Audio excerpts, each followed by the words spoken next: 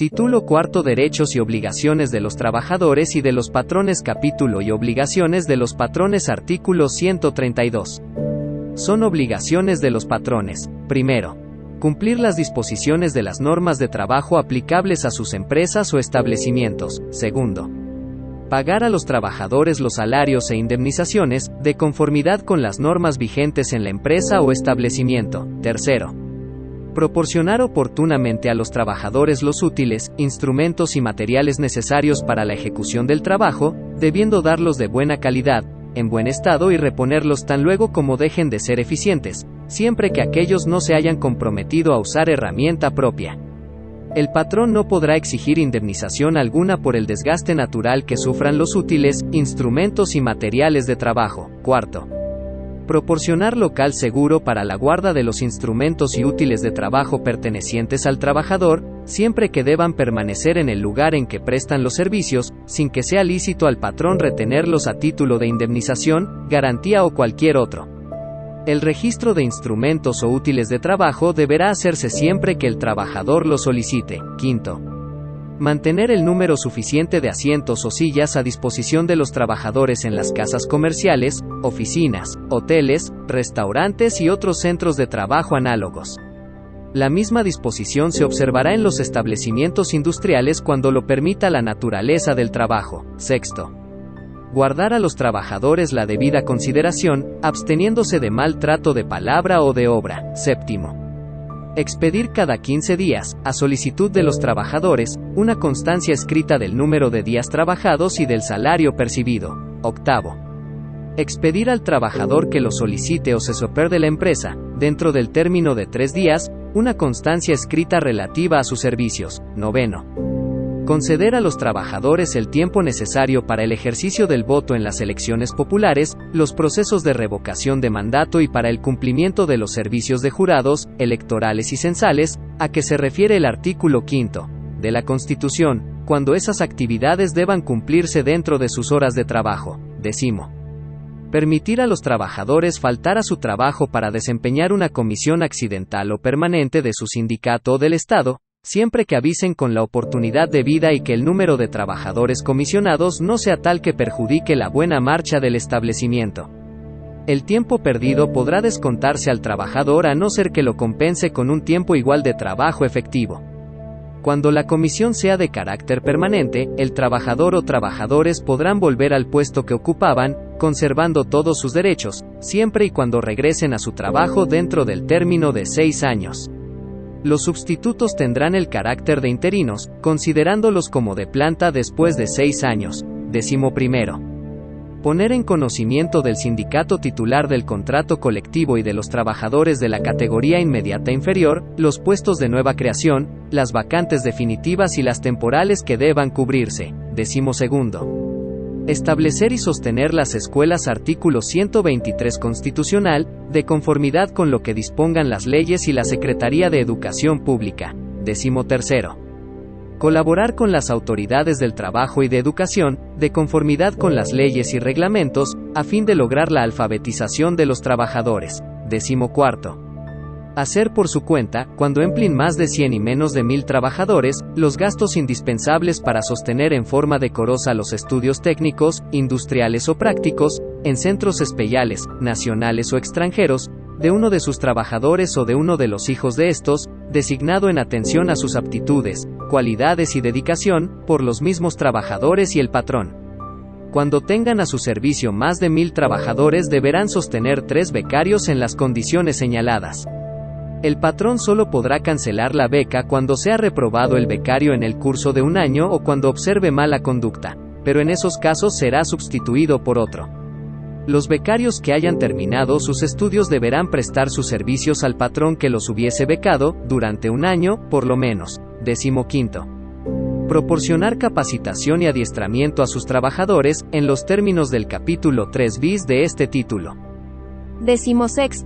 Instalar y operar las fábricas, talleres, oficinas, locales y demás lugares en que deban ejecutarse las labores, de acuerdo con las disposiciones establecidas en el reglamento y las normas oficiales mexicanas en materia de seguridad, salud y medio ambiente de trabajo, a efecto de prevenir accidentes y enfermedades laborales. Asimismo, deberán adoptar las medidas preventivas y correctivas que determine la autoridad laboral. 16 bis.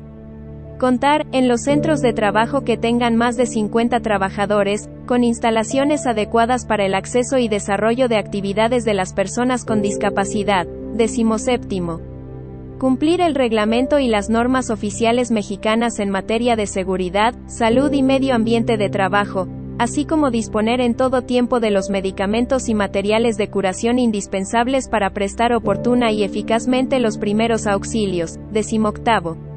Fijar visiblemente y difundir en los lugares donde se preste el trabajo, las disposiciones conducentes de los reglamentos y las normas oficiales mexicanas en materia de seguridad, salud y medio ambiente de trabajo, así como el texto íntegro de los contratos colectivos de trabajo que rijan en la empresa.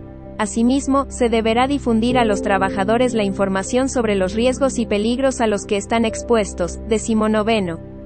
Proporcionar a sus trabajadores los medicamentos profilácticos que determine la autoridad sanitaria en los lugares donde existan enfermedades tropicales o endémicas, o cuando exista peligro de epidemia. 19 bis.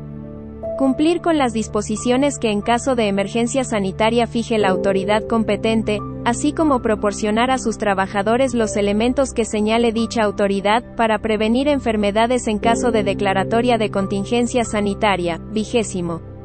Reservar, cuando la población fija de un centro rural de trabajo exceda de 200 habitantes, un espacio de terreno no menor de 5.000 metros cuadrados para el establecimiento de mercados públicos, edificios para los servicios municipales y centros recreativos, siempre que dicho centro de trabajo esté a una distancia no menor de 5 kilómetros de la población más próxima. 21.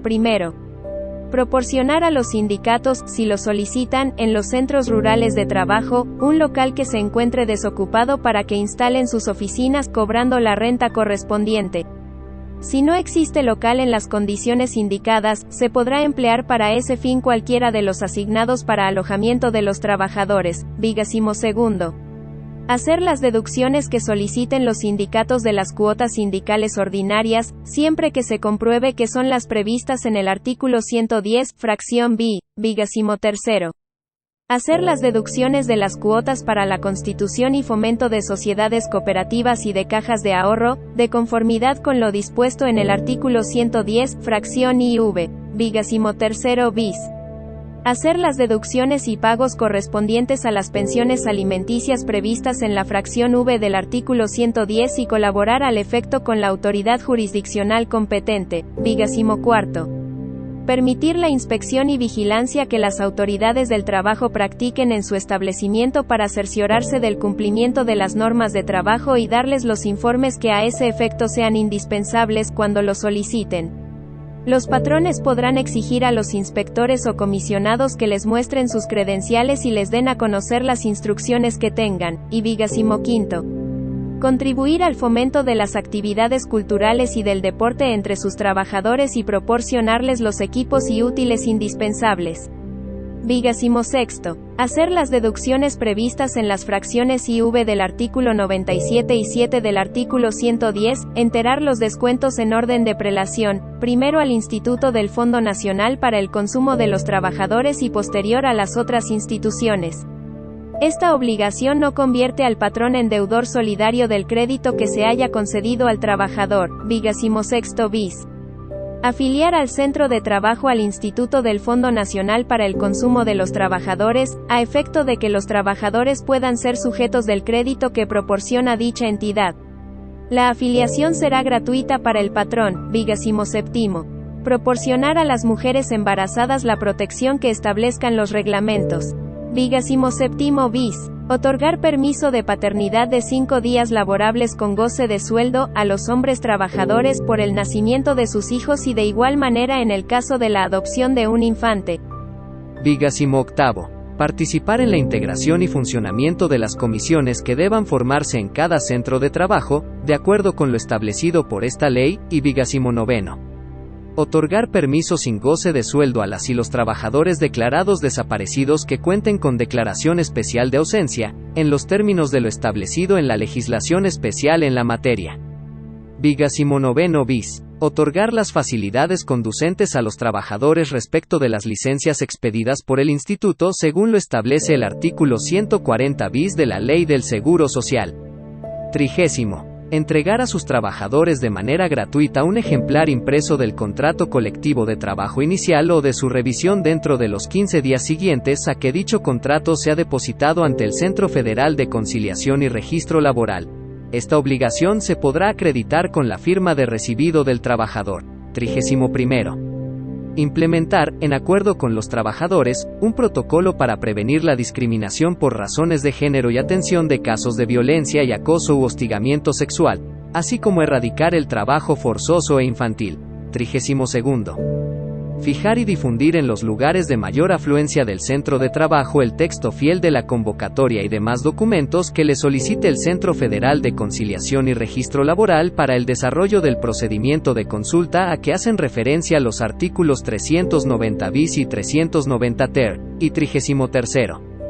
Fijar en los lugares de mayor afluencia del centro de trabajo la convocatoria que le solicite el sindicato cuando se consulte a los trabajadores el contenido del contrato colectivo de trabajo inicial o el convenio de revisión, en términos de los artículos 390 ter y 400 bis. Artículo 133. Queda prohibido a los patrones o a sus representantes, primero, negarse a aceptar trabajadores por razón de origen étnico o nacional, género, edad, discapacidad, condición social, condiciones de salud, religión, opiniones, preferencias sexuales, estado civil o cualquier otro criterio que pueda dar lugar a un acto discriminatorio. Segundo, exigir que los trabajadores compren sus artículos de consumo en tienda o lugar determinado. Tercero, exigir o aceptar dinero de los trabajadores como gratificación porque se les admita en el trabajo o por cualquier otro motivo que se refiera a las condiciones de este. Cuarto, obligar a los trabajadores por coacción o por cualquier otro medio, a afiliarse o retirarse del sindicato o agrupación a que pertenezcan, o a que voten por determinada candidatura, así como cualquier acto u omisión que atente contra su derecho a decidir quién debe representarlos en la negociación colectiva. Quinto, intervenir en cualquier forma en el régimen interno del sindicato, impedir su formación o el desarrollo de la actividad sindical, mediante represalias implícitas o explícitas contra los trabajadores. Sexto, hacer o autorizar colectas o suscripciones en los establecimientos y lugares de trabajo. Séptimo, ejecutar cualquier acto que restrinja a los trabajadores los derechos que les otorgan las leyes. Octavo, hacer propaganda política o religiosa dentro del establecimiento. Noveno, emplear el sistema de poner en el índice a los trabajadores que se separen o sean separados del trabajo para que no se les vuelva a dar ocupación. Decimonónica, portar armas en el interior de los establecimientos ubicados dentro de las poblaciones. 11. Presentarse en los establecimientos en estado de embriaguez o bajo la influencia de un narcótico o droga enervante. 12. Realizar actos de hostigamiento y o acoso sexual contra cualquier persona en el lugar de trabajo. 13. Permitir o tolerar actos de hostigamiento y o acoso sexual en el centro de trabajo. 14. Exigir la presentación de certificados médicos de no embarazo para el ingreso, permanencia o ascenso en el empleo. 15. Despedir a una trabajadora o coaccionarla directa o indirectamente para que renuncie por estar embarazada, por cambio de estado civil o por tener el cuidado de hijos menores. Y 16. Dar de baja o terminar la relación laboral de un trabajador que tenga la calidad de persona desaparecida y cuente con declaración especial de ausencia, en los términos de lo establecido en la legislación especial en la materia. 17. Realizar cualquier acto tendiente a ejercer control sobre el sindicato al que pertenezcan sus trabajadores. Y 18. Las demás que establezca esta ley. Capítulo 2. Obligaciones de los trabajadores. Artículo 134. Son obligaciones de los trabajadores, primero, cumplir las disposiciones de las normas de trabajo que les sean aplicables. Segundo, observar las disposiciones contenidas en el reglamento y las normas oficiales mexicanas en materia de seguridad, salud y medio ambiente de trabajo, así como las que indiquen los patrones para su seguridad y protección personal. Tercero, desempeñar el servicio bajo la dirección del patrón o de su representante, a cuya autoridad estarán subordinados en todo lo concerniente al trabajo. Cuarto, Ejecutar el trabajo con la intensidad, cuidado y esmero apropiados y en la forma, tiempo y lugar convenidos. Quinto. Dar aviso inmediato al patrón, salvo caso fortuito o de fuerza mayor, de las causas justificadas que le impidan concurrir a su trabajo. Sexto. Restituir al patrón los materiales no usados y conservar en buen estado los instrumentos y útiles que les haya dado para el trabajo, no siendo responsables por el deterioro que origine el uso de estos objetos, ni del ocasionado por caso fortuito, fuerza mayor, o por mala calidad o defectuosa construcción. Séptimo. Observar buenas costumbres durante el servicio. Octavo. Prestar auxilios en cualquier tiempo que se necesiten, cuando por siniestro o riesgo inminente peligren las personas o los intereses del patrón o de sus compañeros de trabajo. Noveno. Integrar los organismos que establece esta ley, decimonónica. Someterse a los reconocimientos médicos previstos en el reglamento interior y demás normas vigentes en la empresa o establecimiento, para comprobar que no padecen alguna incapacidad o enfermedad de trabajo, contagiosa o incurable. 11. Poner en conocimiento del patrón las enfermedades contagiosas que padezcan, tan pronto como tengan conocimiento de las mismas. 12. Comunicar al patrón o a su representante las deficiencias que adviertan, a fin de evitar daños o perjuicios a los intereses y vidas de sus compañeros de trabajo o de los patrones. Y 13. Guardar escrupulosamente los secretos técnicos, comerciales y de fabricación de los productos a cuya elaboración concurran directa o indirectamente, o de los cuales tengan conocimiento por razón del trabajo que desempeñen, así como de los asuntos administrativos reservados, cuya divulgación pueda causar perjuicios a la empresa. Artículo 135. Queda prohibido a los trabajadores, primero, ejecutar cualquier acto que pueda poner en peligro su propia seguridad, la de sus compañeros de trabajo o la de terceras personas, así como la de los establecimientos o lugares en que el trabajo se desempeñe. Segundo, faltar al trabajo sin causa justificada o sin permiso del patrón. Tercero, subtraer de la empresa o establecimiento útiles de trabajo o materia prima o elaborada. Cuarto, presentarse al trabajo en estado de embriaguez. Quinto, presentarse al trabajo bajo la influencia de algún narcótico o droga enervante, salvo que exista prescripción médica. Antes de iniciar su servicio, el trabajador deberá poner el hecho en conocimiento del patrón y presentarle la prescripción suscrita por el médico. Sexto, portar armas de cualquier clase durante las horas de trabajo, salvo que la naturaleza de éste lo exija. Se exceptúan de esta disposición las punzantes y punzocortantes que formen parte de las herramientas o útiles propios del trabajo. Séptimo, suspender las labores sin autorización del patrón. Octavo, hacer colectas en el establecimiento o lugar de trabajo. Noveno, usar los útiles y herramientas suministrados por el patrón, para objeto distinto de aquel a que están destinados. Decimonónica. Hacer cualquier clase de propaganda en las horas de trabajo, dentro del establecimiento. Y 11. Acosar sexualmente a cualquier persona o realizar actos inmorales en los lugares de trabajo. Capítulo 3. Habitaciones para los trabajadores. Artículo 136. Toda empresa agrícola, industrial, minera o de cualquier otra clase de trabajo, está obligada a proporcionar a los trabajadores habitaciones cómodas e higiénicas. Para dar cumplimiento a esta obligación, las empresas deberán aportar al Fondo Nacional de la Vivienda el 5% sobre los salarios de los trabajadores a su servicio. Artículo 137. El Fondo Nacional de la Vivienda tendrá por objeto crear sistemas de financiamiento que permitan a los trabajadores obtener crédito barato y suficiente para adquirir en propiedad habitaciones cómodas e higiénicas, para la construcción, reparación o mejoras de sus casas habitación y para el pago de pasivos adquiridos por estos conceptos. Artículo 138.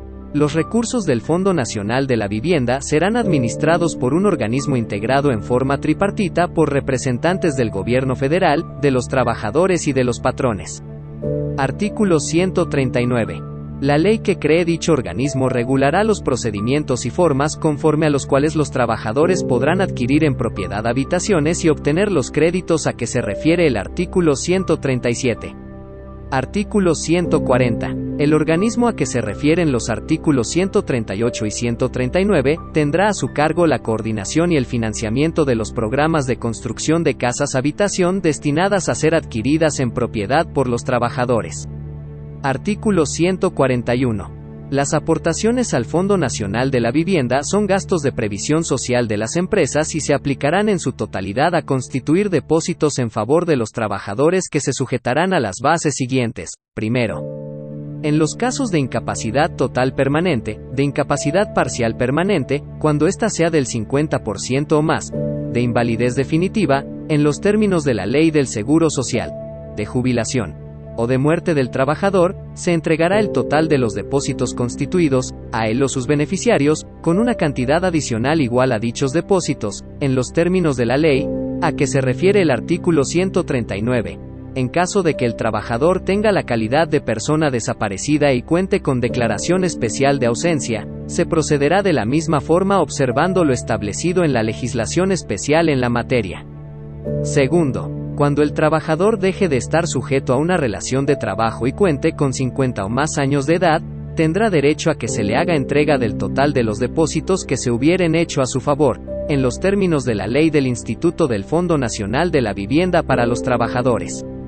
Tercero, en caso de que el trabajador hubiere recibido crédito del instituto, las cantidades a que tuviere derecho en los términos de las fracciones anteriores, se aplicarán a la amortización del crédito, salvo en los casos de incapacidad total permanente o de muerte, en los términos del artículo 145, si después de hacer la aplicación de dichas cantidades a la amortización del crédito quedare saldo a favor del trabajador, se le entregará a éste el monto correspondiente. En caso de que el trabajador tenga la calidad de persona desaparecida y cuente con declaración especial de ausencia, en términos de la legislación especial en la materia, el pago del crédito solicitado deberá ser suspendido hasta en tanto no se haya localizado con o sin vida. Para la devolución de los depósitos y cantidades adicionales bastará que la solicitud por escrito se acompañe con las pruebas pertinentes. Artículo 142. Cuando una empresa se componga de varios establecimientos, la obligación a que se refiere el artículo 136 de esta ley se extiende a cada uno de ellos y a la empresa en su conjunto. Artículo 143. Para los efectos de este capítulo, el salario a que se refiere el artículo 136 se integra con los pagos hechos en efectivo por cuota diaria, y las gratificaciones, percepciones, alimentación, habitación, primas, comisiones, prestaciones en especie y cualquier otra cantidad o prestación que se entregue al trabajador por sus servicios. No se tomarán en cuenta, dada su naturaleza, los siguientes conceptos: a. Los instrumentos de trabajo, tales como herramientas, ropa y otros similares. B. El ahorro, cuando se integre por un depósito de cantidad semanaria o mensual igual del trabajador y de la empresa, y las cantidades otorgadas por el patrón para fines sociales o sindicales. C. Las aportaciones al Instituto de Fondo Nacional de la Vivienda para los Trabajadores y las participaciones en las utilidades de las empresas. D. La alimentación y la habitación cuando no se proporcionen gratuitamente al trabajador, así como las despensas. E. Los premios por asistencia. F. Los pagos por tiempo extraordinario, salvo cuando este tipo de servicios esté pactado en forma de tiempo fijo. G. Las cuotas al Instituto Mexicano del Seguro Social a cargo del trabajador que cubran las empresas. Artículo 144. Se tendrá como salario máximo para el pago de las aportaciones el equivalente a 10 veces el salario mínimo general del área geográfica de aplicación que corresponda. Artículo 145. Los créditos que se otorguen por el organismo que administre el Fondo Nacional de la Vivienda, estarán cubiertos por un seguro, para los casos de incapacidad total permanente o de muerte, que libere al trabajador o a sus beneficiarios de las obligaciones, gravámenes o limitaciones de dominio a favor del citado organismo, derivadas de esos créditos. Para tales efectos, se entenderá por incapacidad total permanente la pérdida de facultades o aptitudes de una persona, que la imposibiliten para desempeñar cualquier trabajo por el resto de su vida, cualquiera que sea la naturaleza del riesgo que la haya producido. Tratándose de los casos de incapacidad parcial permanente, cuando ésta sea del 50% o más, o invalidez definitiva, se liberará al trabajador acreditado del adeudo, los gravámenes o limitaciones de dominio a favor del instituto, siempre y cuando no sea sujeto de una nueva relación de trabajo por un período mínimo de 2 años, lapso durante el cual gozará de una prórroga sin causa de intereses para el pago de su crédito. La existencia de cualquiera de estos supuestos deberá comprobarse ante el Instituto del Fondo Nacional de la Vivienda para los Trabajadores, dentro del mes siguiente a la fecha en que se determinen. Artículo 146.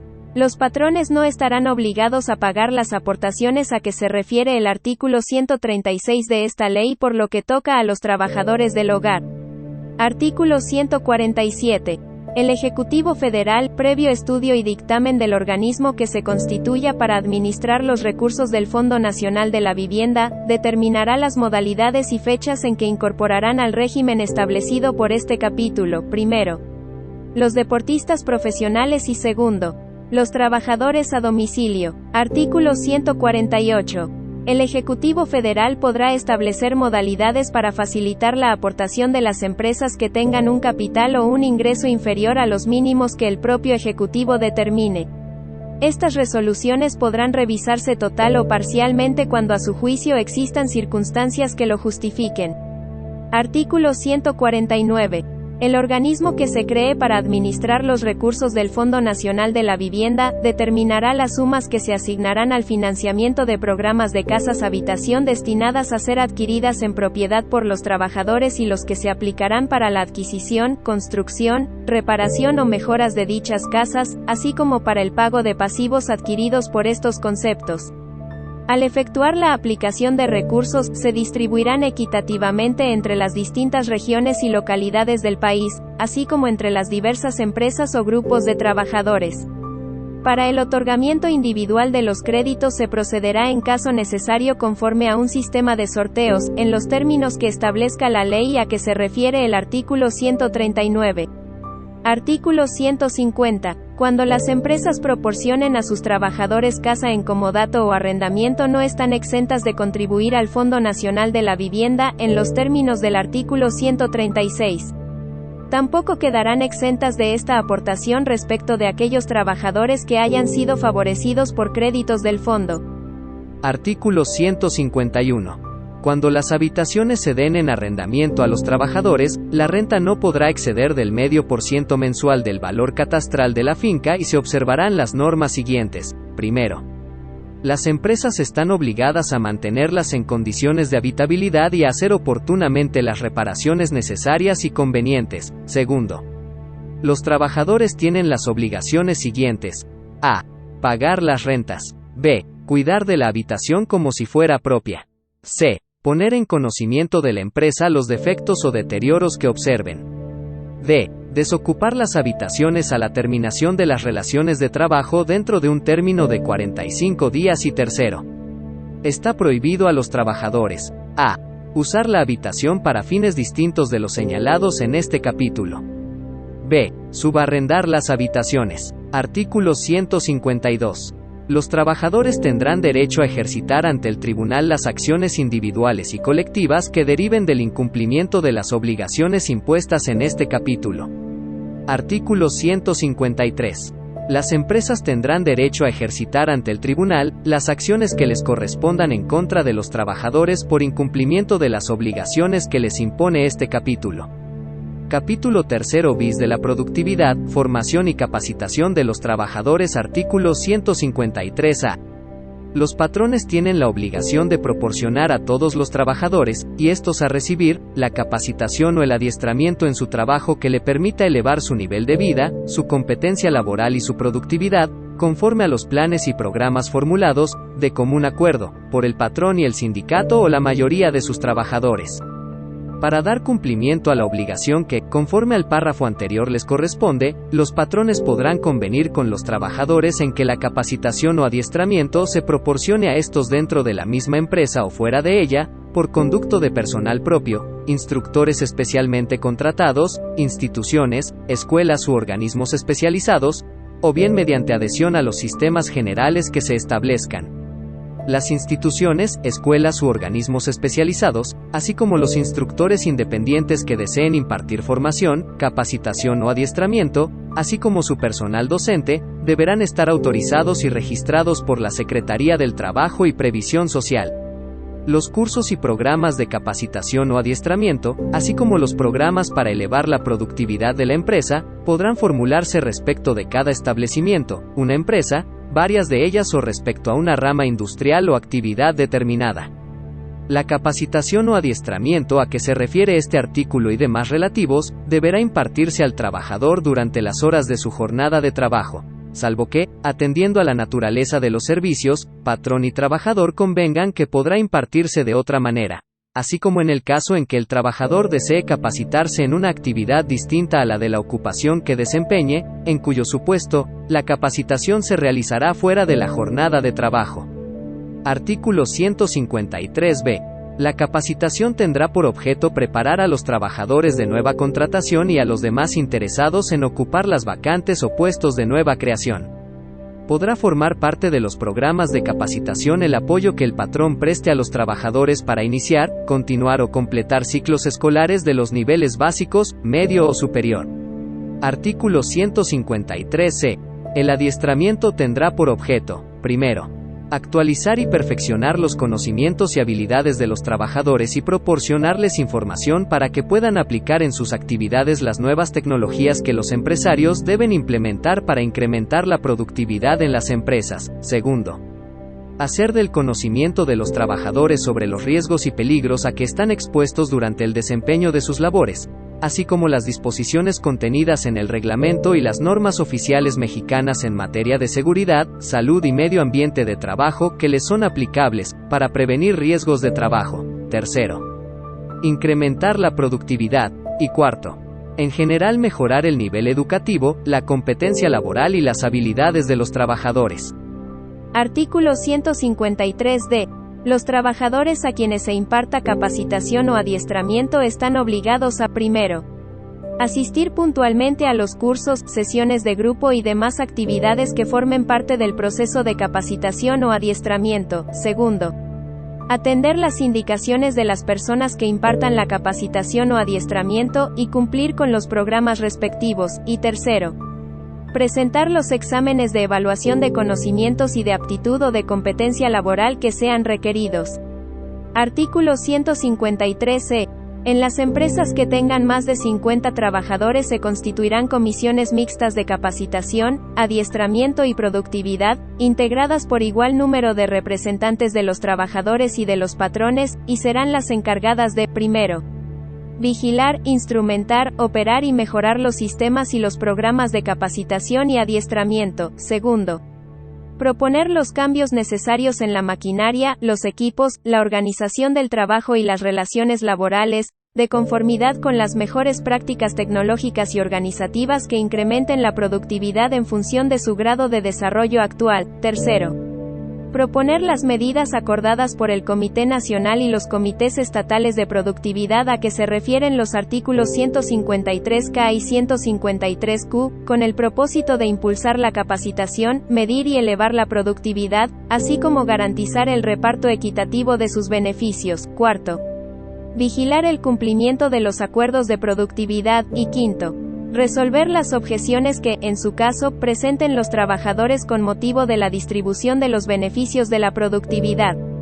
Para el caso de las micro y pequeñas empresas, que son aquellas que cuentan con hasta 50 trabajadores, la Secretaría del Trabajo y Previsión Social y la Secretaría de Economía estarán obligadas a incentivar su productividad mediante la dotación de los programas a que se refiere el artículo 153J, así como la capacitación relacionada con los mismos.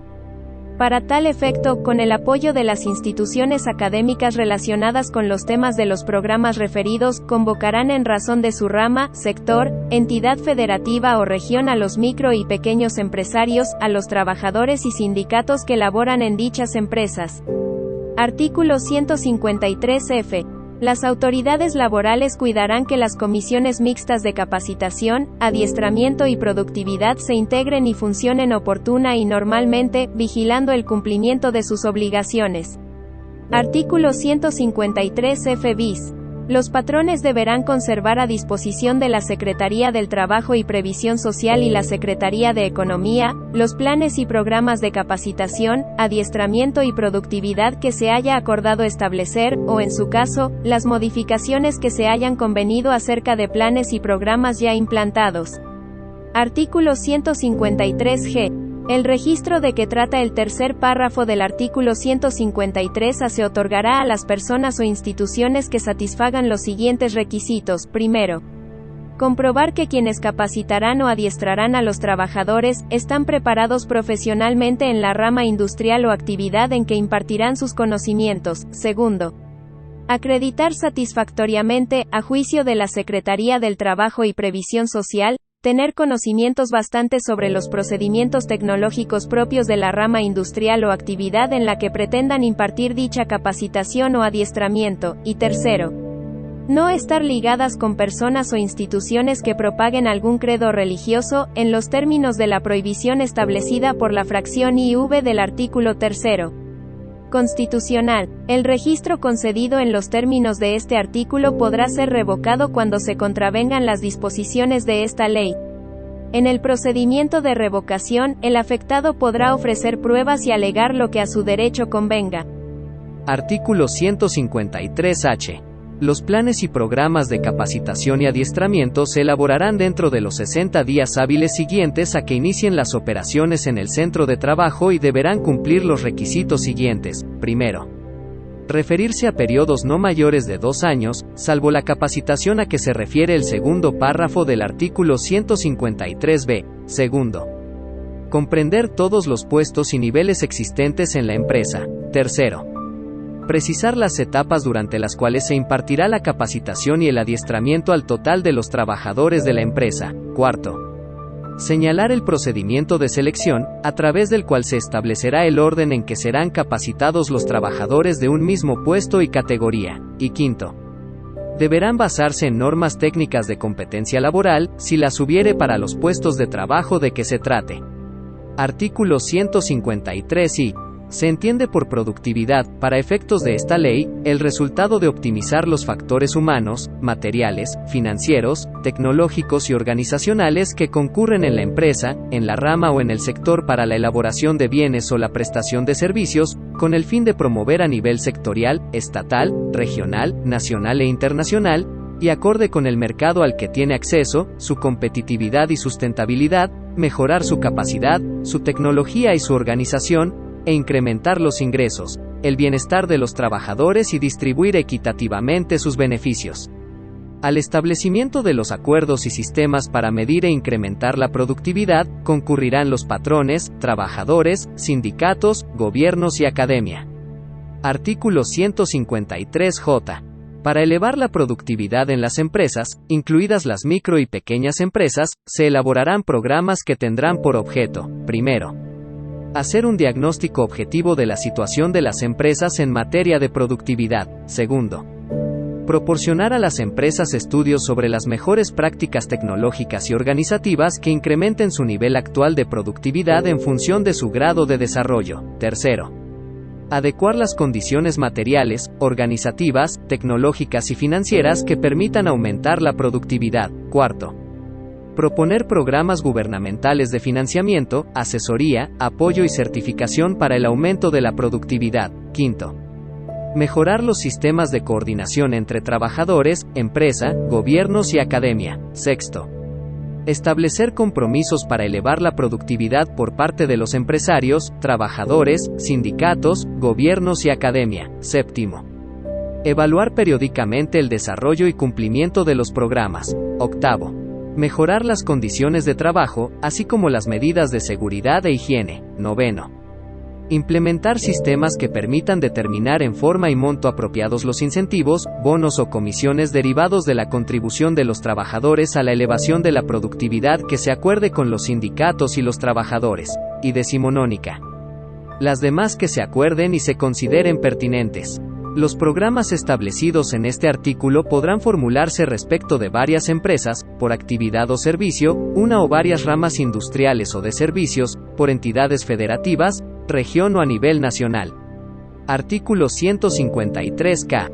La Secretaría del Trabajo y Previsión Social en conjunto con la Secretaría de Economía, convocarán a los patrones, sindicatos, trabajadores e instituciones académicas para que constituyan el Comité Nacional de Concertación y Productividad, que tendrán el carácter de órgano consultivo y auxiliar del Ejecutivo Federal y de la planta productiva.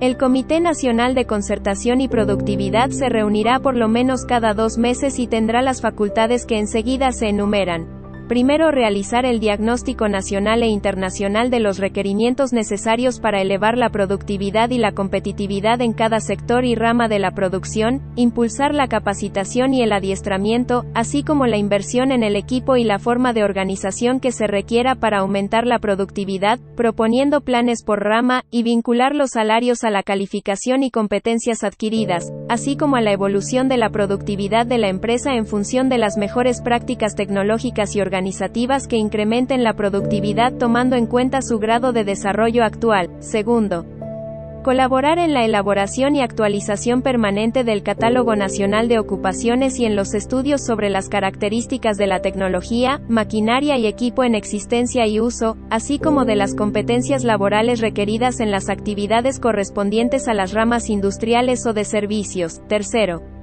sugerir alternativas tecnológicas y de organización del trabajo para elevar la productividad en función de las mejores prácticas y en correspondencia con el nivel de desarrollo de las empresas. Cuarto, formular recomendaciones de planes y programas de capacitación y adiestramiento que permitan elevar la productividad. Quinto, estudiar mecanismos y nuevas formas de remuneración que vinculen los salarios y, en general, el ingreso de los trabajadores a los beneficios de la productividad. Sexto, evaluar los efectos de las acciones de capacitación y adiestramiento en la productividad dentro de las ramas industriales o actividades específicas de que se trate. Séptimo, proponer a la Secretaría del Trabajo y Previsión Social la expedición de normas técnicas de competencia laboral y, en su caso, los procedimientos para su evaluación, acreditación y certificación, respecto de aquellas actividades productivas en las que no exista una norma determinada. Octavo, gestionar ante la autoridad laboral el registro de las constancias relativas a conocimientos o habilidades de los trabajadores que hayan satisfecho los requisitos legales exigidos para tal efecto. Noveno,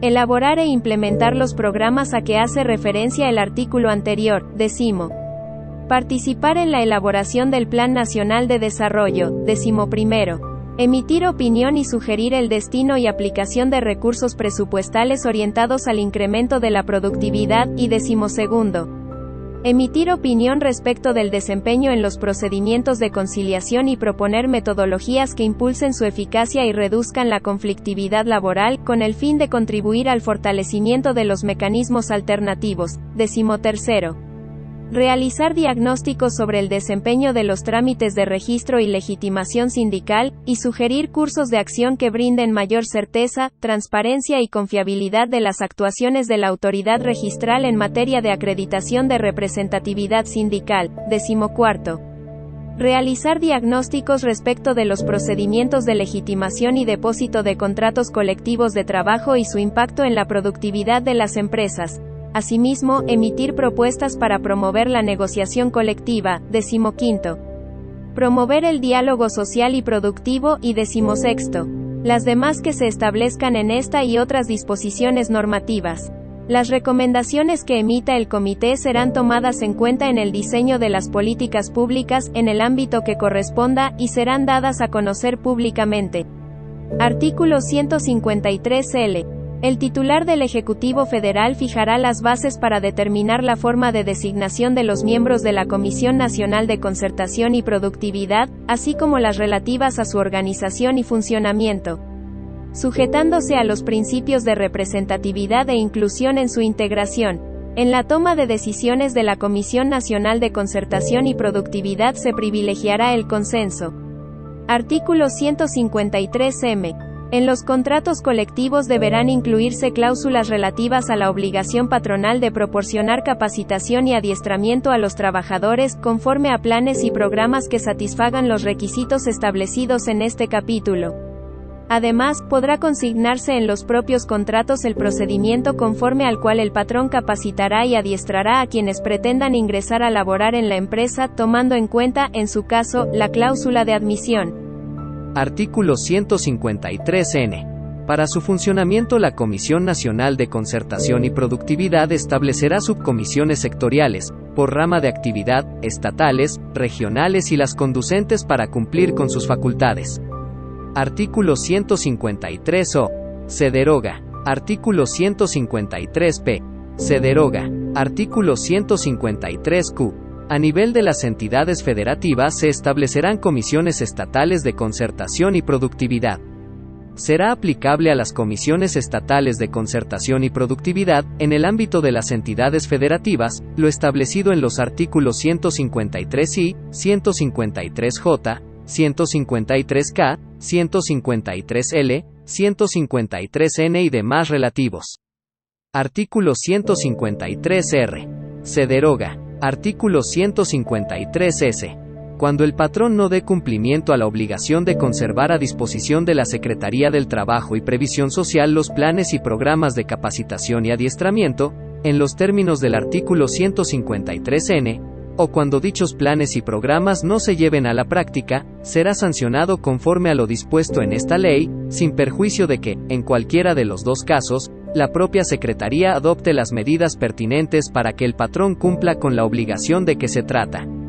Artículo 153t. Los trabajadores que hayan sido aprobados en los exámenes de capacitación y adiestramiento en los términos de este capítulo, tendrán derecho a que la entidad instructora les expida las constancias respectivas, mismas que, autentificadas por la Comisión Mixta de Capacitación y Adiestramiento de la empresa, se harán del conocimiento de la Secretaría del Trabajo y Previsión Social, por conducto del correspondiente Comité Nacional o, a falta de este, a través de las autoridades del trabajo a fin de que la propia Secretaría las registre y las tome en cuenta al formular el padrón de trabajadores capacitados que corresponda, en los términos de la fracción IV del artículo 539.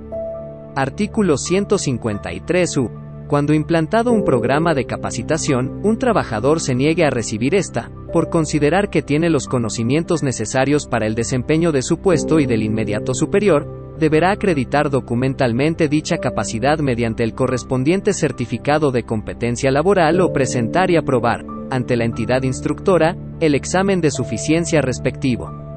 En este último caso, se extenderá a dicho trabajador la constancia de competencias o de habilidades laborales. Artículo 153v. La constancia de competencias o de habilidades laborales es el documento con el cual el trabajador acreditará haber llevado y aprobado un curso de capacitación. Las empresas están obligadas a enviar a la Secretaría del Trabajo y Previsión Social para su registro y control, listas de las constancias que se hayan expedido a sus trabajadores. Las constancias de que se trata surtirán plenos efectos, para fines de ascenso, dentro de la empresa en que se haya proporcionado la capacitación o adiestramiento. Artículo 153W. Los certificados, diplomas, títulos o grados que expidan el Estado, sus organismos descentralizados o los particulares con reconocimiento de validez oficial de estudios, a quienes hayan concluido un tipo de educación con carácter terminal, serán inscritos en los registros de que trata el artículo 539, fracción IV, cuando el puesto y categoría correspondientes figuren en el Catálogo Nacional de Ocupaciones o sean similares a los incluidos en él. Artículo 153X. Los trabajadores y patrones tendrán derecho a ejercitar ante los tribunales las acciones individuales y colectivas que deriven de la obligación de capacitación o adiestramiento impuesta en este capítulo. Capítulo IV. Derechos de preferencia, antigüedad y ascenso. Artículo 154. Los patrones estarán obligados a preferir, en igualdad de circunstancias, a los trabajadores mexicanos respecto de quienes no lo sean, a quienes les hayan servido satisfactoriamente por mayor tiempo, a quienes no teniendo ninguna otra fuente de ingreso económico tengan a su cargo una familia, a los que hayan terminado su educación básica obligatoria, a los capacitados respecto de los que no lo sean, a los que tengan mayor aptitud y conocimientos para realizar un trabajo y a los sindicalizados respecto de quienes no lo estén. Si existe contrato colectivo y este contiene cláusula de admisión, la preferencia para ocupar las vacantes o puestos de nueva creación se regirá por lo que disponga el contrato colectivo y el estatuto sindical. Se entiende por sindicalizado a todo trabajador que se encuentre agremiado a cualquier organización sindical legalmente constituida. Artículo 155.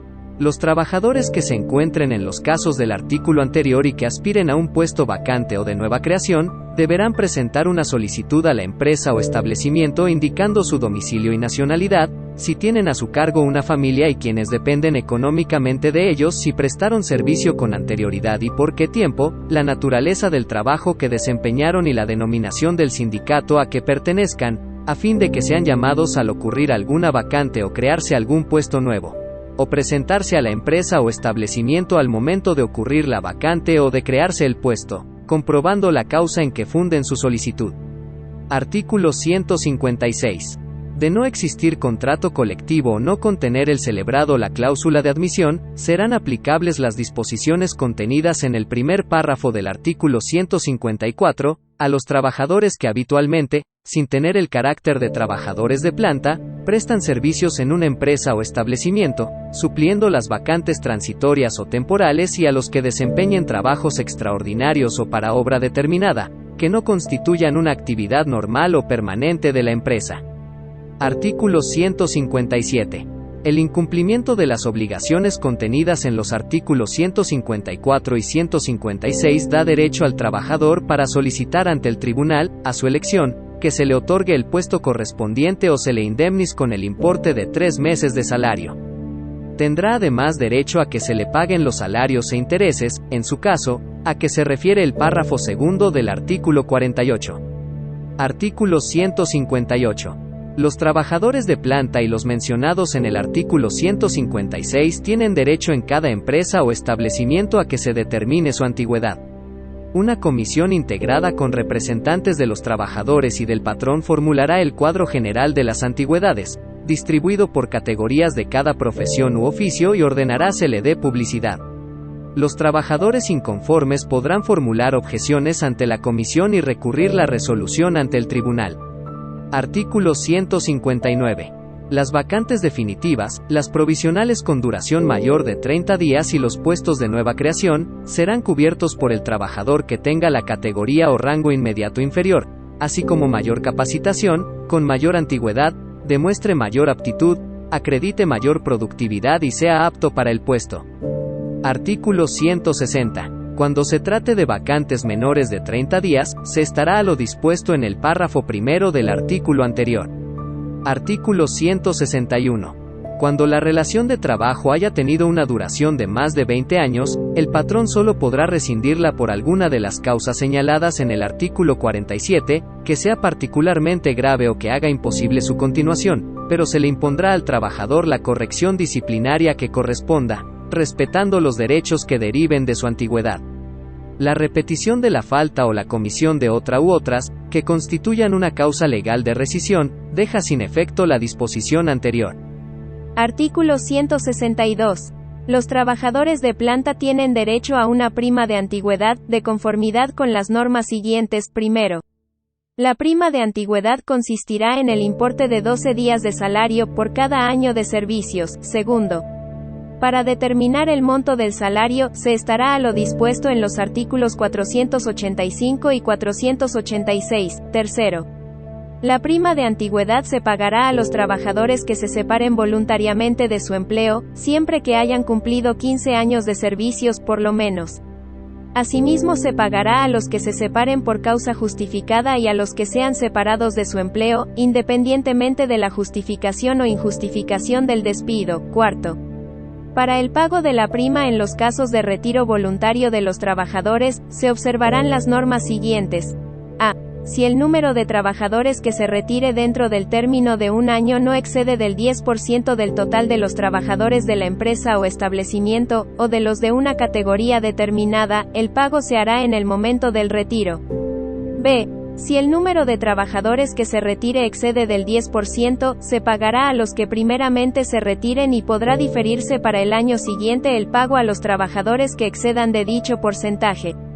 C. Si el retiro se efectúa al mismo tiempo por un número de trabajadores mayor del porcentaje mencionado, se cubrirá la prima a los que tengan mayor antigüedad y podrá diferirse para el año siguiente el pago de la que corresponda a los restantes trabajadores. Quinto, en caso de muerte del trabajador, cualquiera que sea su antigüedad, la prima que corresponda se pagará a las personas mencionadas en el artículo 501, y sexto, la prima de antigüedad a que se refiere este artículo se cubrirá a los trabajadores o a sus beneficiarios, independientemente de cualquier otra prestación que les corresponda.